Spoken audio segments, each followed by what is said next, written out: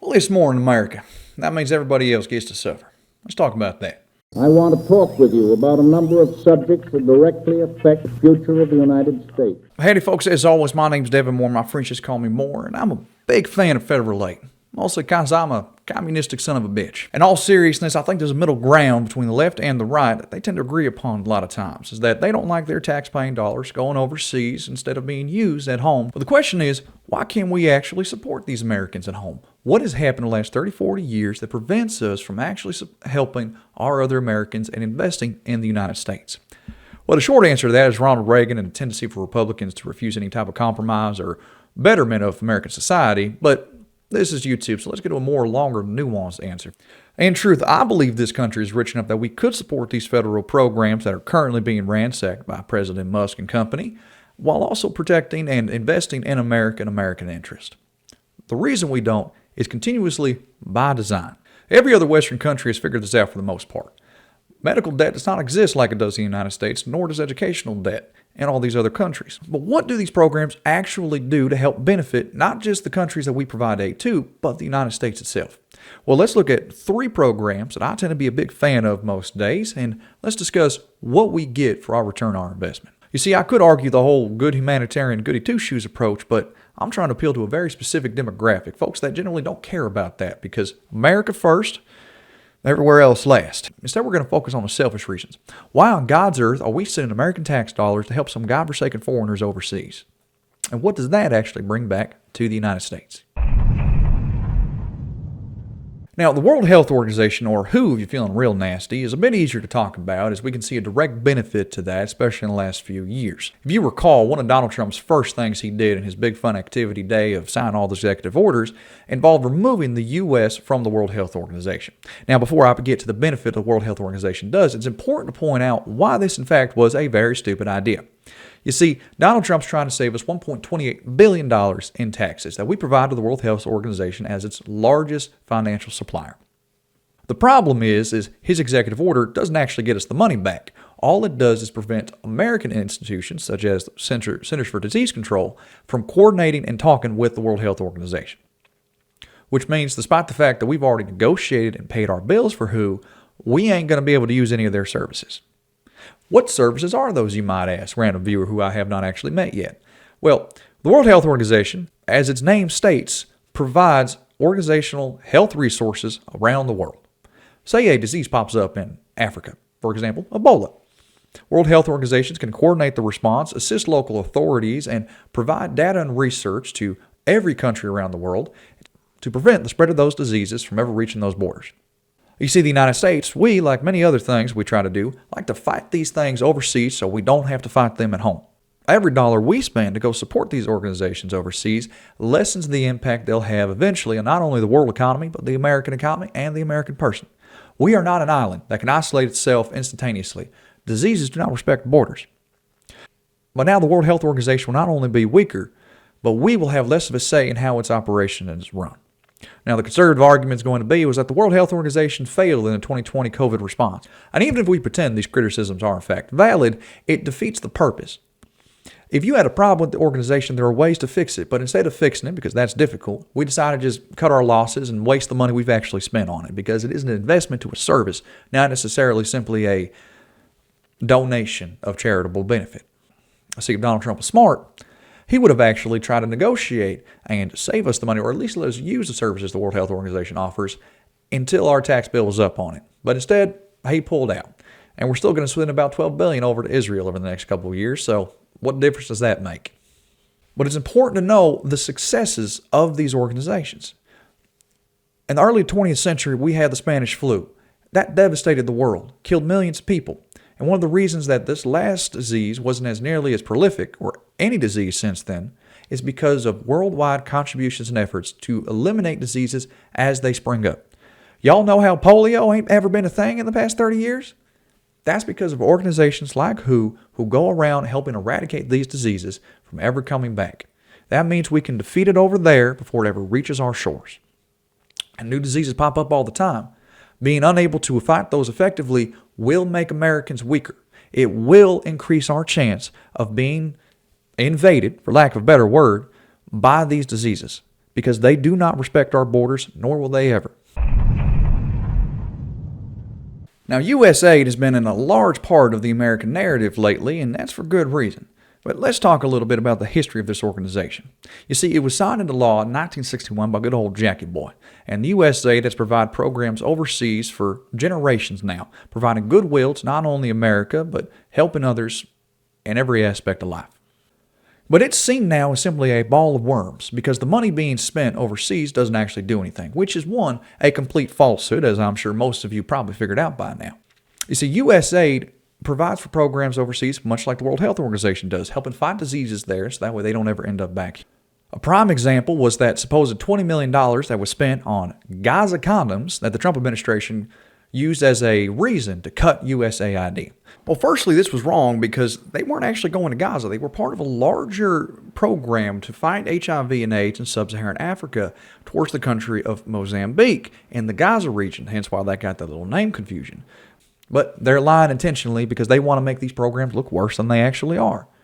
But USAID doesn't just go to supporting disease programs overseas. It also goes supporting food programs overseas as well. And one thing that I learned recently was USAID's contribution to conservation efforts in Brazil and other areas. For things like the Amazon rainforest that do directly affect our climate here. That money goes to the betterment of not only the world, but America itself.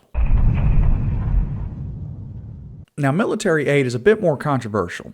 Obviously, supplying weapons to any country can come with its own problematic issues. We all recall how Ronald Reagan dealt with the Iran-Contra problems. There's also the problem dealing with the military-industrial complex, which any conservative or liberal, for that matter, is going to point out as a major issue. And they ain't wrong. There are definitely concerns about the military-industrial complex, and I'm not trying to downplay those. However, it's important to note that one of the reasons the U.S. is the sole military-dominant force on the planet is part due because of our massive system of alliances. Do you know the reason the U.S. military can drop a Burger King anywhere in the world in about 20 hours? Is because we have built painstakingly for the last 50, 60 years a series of alliances that allow us to put boots on the ground anywhere in the world to protect Americans back at home. Now, I know some of you are going to think I'm a little bit into the NATO propaganda.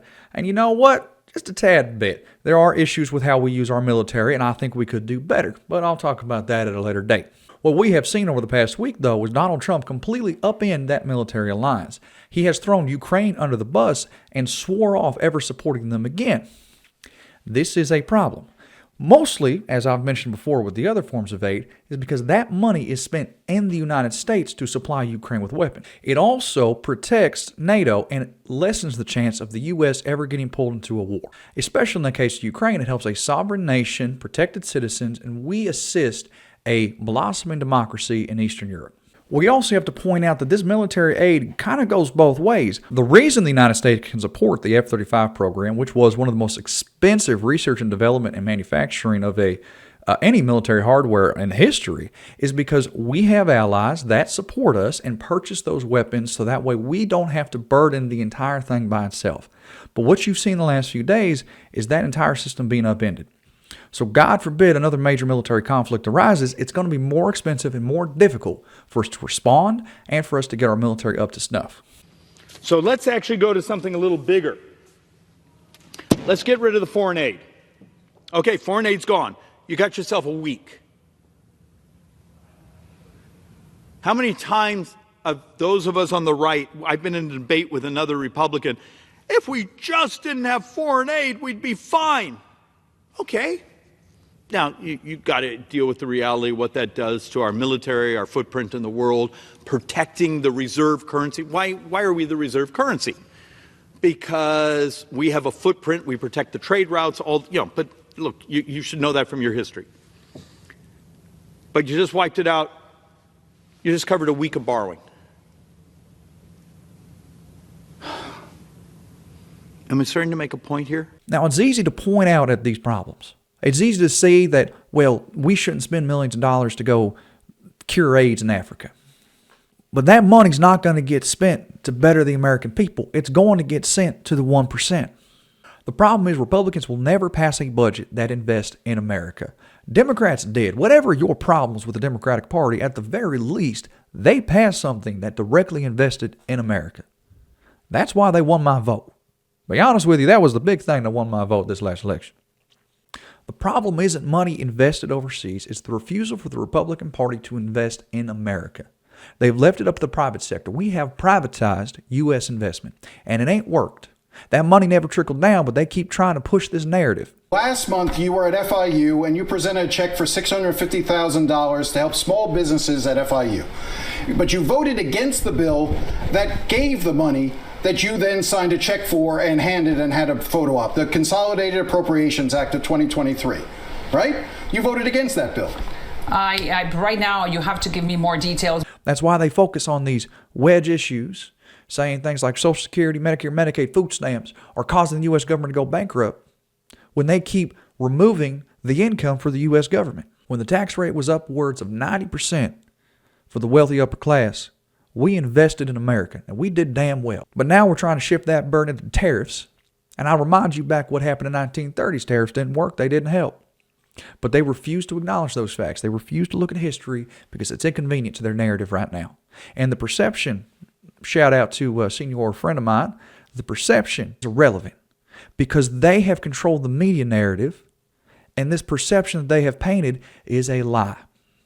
You can't both sides an argument when one side is making things up like Politico apparently paid millions of dollars by USAID is a falsehood. Money spent to the Gaza Strip for condoms is a falsehood. Social Security members apparently being dead still receiving checks is a false. You want to solve the problems in these agencies? Happy to do it. But you can't do that when they fire the inspector generals because this is a charade.